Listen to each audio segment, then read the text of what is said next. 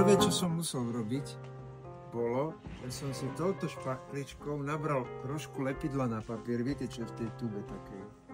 Nabral som si lepidla na papier a prvé, čo som musel, som si zahladiť obočie, aby úplne splynulo s kožou, aby som si mohol potom nové obočie podľa toho predpisu malovať úplne inde, ako je moje obočie.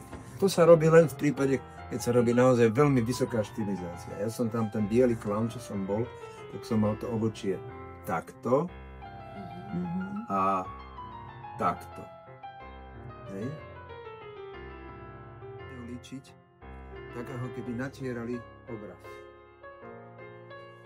Ale takto sa vytvárajú šmugy. Takže líčiť sa musíš vždy tak, že si takto nanášaš farbu na telo. Principiálne, čím chcem, aby boli oči od seba viac, tým začnem ďalej. Čím chcem, aby boli od seba bližšie, tak sebe bližšie, tým ďalej to potiahnem sem.